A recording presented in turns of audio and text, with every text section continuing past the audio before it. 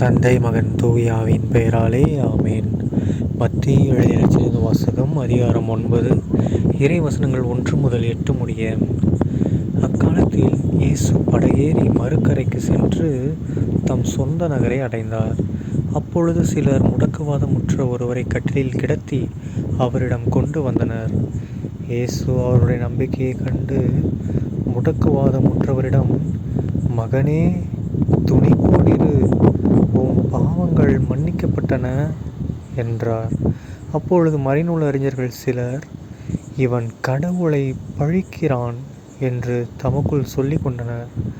அவர்களுடைய சிந்தனைகளை இயேசு அறிந்து அவர்களை நோக்கி, உங்கள் உள்ளங்களில் நீங்கள் தீயென சிந்திப்பதேன்?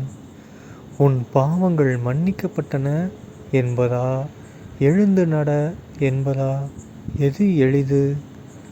மண்ணுலகில் பாவங்களை மன்னிக்க மானிட மகனுக்கு அதிகாரம் உண்டு என்பதை நீங்கள் அறிந்து கொள்ள வேண்டும் என்றார். எனவே அவர் முடக்குவாதமுற்றவரை நோக்கி, நீ எழுந்து உன்னுடைய கட்டிலை தூக்கி கொண்டு வீட்டுக்கு போ என்றார்.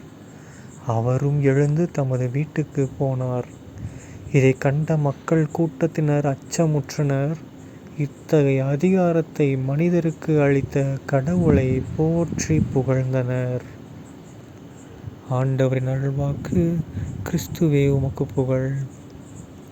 அன்பார்ந்த சகோதர சகோதரிகளே, இன்று பொதுக்காலம் 13ஆம் வாரம் ஜூலை 4ஆம் தேதி 2024ஆம் வருடம் வியாழன்கிழமை.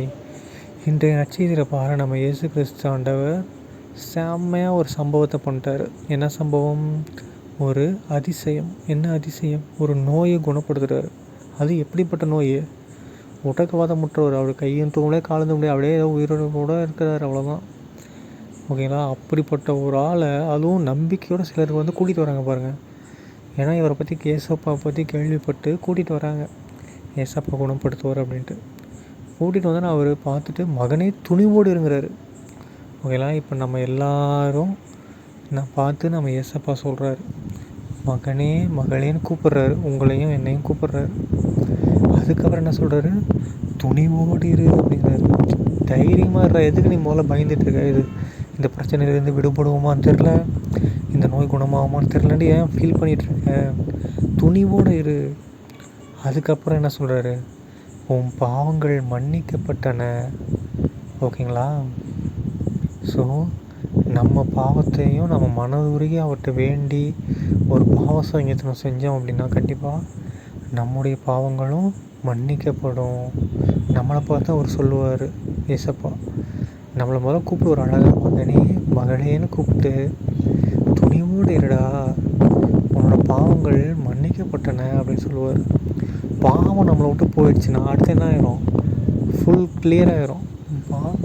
சோல் கிளியர் ஆகிடுச்சுன்னா நம்ம மைண்டு கிளியர் ஆகிடும். மைண்டு கிளியர் ஆகிடுச்சுன்னா நம்ம பாடியும் கிளியர் ஆகிடும்.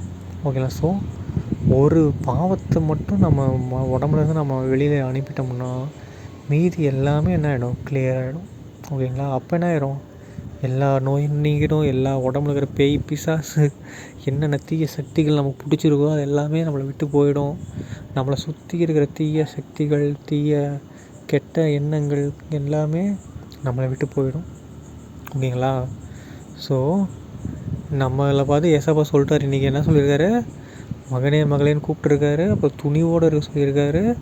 3வது உன் பாவங்கள் மன்னிக்கப்பட்டனுட்டார். 4வது பாருங்கள், வேறு லெவலில் ஒன்று சொல்லிட்டாரு. நீ எழுந்து உன் கட்டில் தூக்கிட்டு போ, வீட்டுக்கு போ அப்படின்ட்டார். ஓகேங்களா? கை காலே எந்திரிக்க முடியாத ஒருத்தன், அவனையும் அவனால் தூக்க முடியாது, கையே தூக்க முடியாது, அப்படிப்பட்ட ஒருத்தனை கட்டிலே தூக்கிட்டு போன்ட்டார். ஓகேங்களா? அப்படிப்பட்ட பலத்தை நமக்கு கொடுப்பார். ஓகே. ஸோ அதுவும் பாருங்கள், இதில் என்ன அதிசயம்னா, அவரும் அப்படி போயிட்டார். இதை பார்த்து எல்லாம் பயந்துட்டாங்க. ஸோ நமக்கும் ஏசப்பா பண்ணக்கூடிய சில பல அற்புதங்களை பார்த்து இனி வரும் காலத்தில் மற்ற ஜனங்கள்லாம் நம்மளை பார்த்து பயப்பட போகிறாங்க. இவன் இயேசுவோட பிள்ளடா அப்படின்னு சொல்லி பயப்படணும். அந்தளவுக்கு நம்ம நம்பிக்கை ஏசப்பா மேலே வச்சு நம்ம அழுது ஜெபிச்சோம்னா கண்டிப்பாக எல்லாவற்றுக்கும் ஒரு தீர்வு கிடைக்கும். ஓகேங்களா? தந்தை மகன் தூயாவின் பெயராலே ஆமீன். இயேசுவே புகழ். இயேசுவே நன்றி. மரியே வாழ்க. இயேசுவின் ரத்தம் ஜெயம். ஹல்லேலூயா. Praise the Lord.